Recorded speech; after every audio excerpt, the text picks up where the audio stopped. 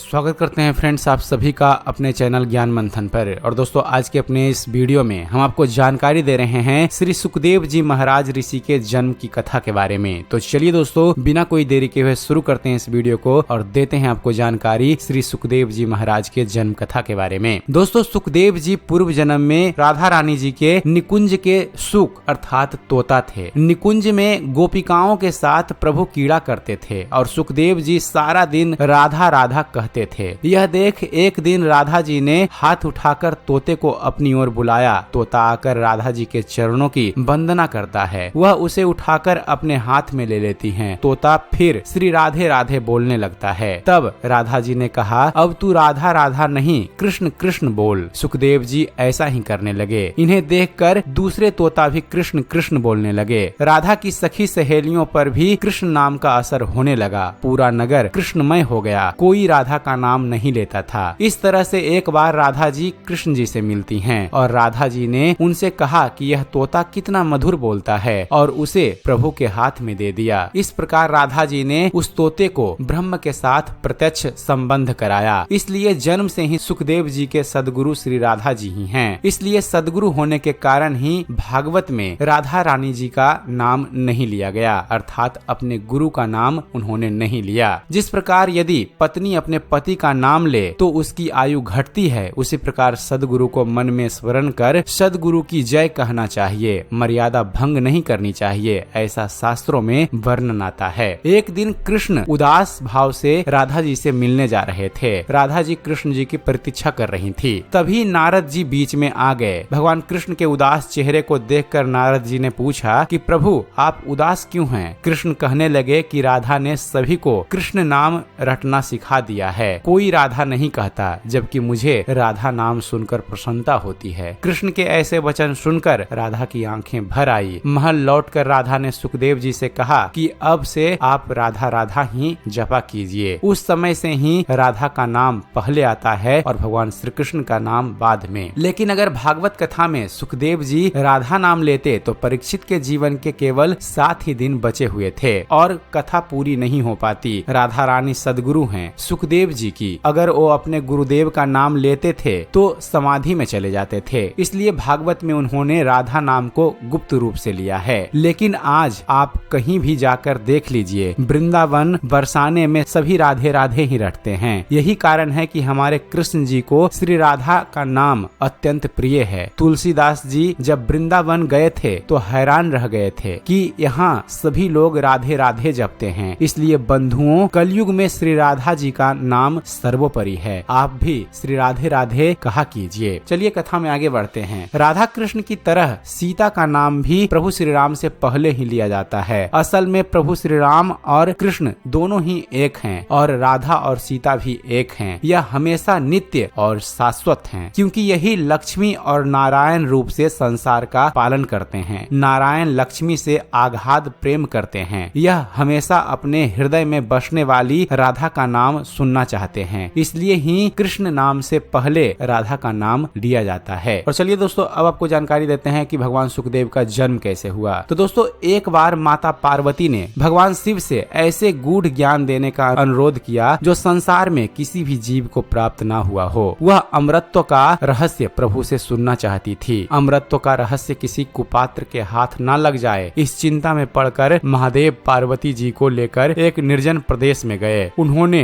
एक गुफा चुनी और उस गुफा का मुख अच्छी तरह से बंद कर दिया। फिर महादेव जी ने देवी को कथा सुनानी शुरू की। पार्वती जी थोड़ी देर तक तो आनंद लेकर कथा सुनती रही। जैसे किसी कथा कहानी के बीच में हुंकारी भरी जाती है, उसी तरह देवी काफी समय तक हुंकारी भरती रही। लेकिन जल्द ही उन्हें नींद आने लगी। उस गुफा में तोते यानी सुख का एक घोंसला भी था। घोंसले में अंडे से एक तोते के बच्चे का जन्म हुआ। वह तोता भी शिव जी का कथा सुन रहा था। महादेव जी की कथा सुनने से उसमें दिव्य शक्तियां आ गई। जब तोते ने देखा कि माता सो रही हैं, कहीं महादेव जी कथा सुनाना ना बंद कर दें, इसलिए वह माता पार्वती की जगह हुंकारी भरने लगा। महादेव जी कथा सुनाते रहे, लेकिन शीघ्र ही महादेव जी को पता चल गया कि पार्वती के स्थान पर कोई और हुंकारी भर रहा है। वह क्रोधित होकर सुख को मारने के लिए उठे। सुख वहाँ से निकलकर भागा। वह व्यास जी के आश्रम में आ पहुँचा। व्यास जी की पत्नी उसी समय जब जम्हाई ली और सुक सूक्ष्म रूप धारण कर उनके मुख में प्रवेश कर गया। महादेव जी ने जब उसे व्यास की शरण में देखा तो मारने का विचार त्याग दिया। सुक व्यास जी के पत्नी के गर्भस्थ शिशु हो गए। गर्भ में ही इन्हें वेद, उपनिषद, दर्शन और पुराण आदि का सम्यक ज्ञान प्राप्त हो गया था।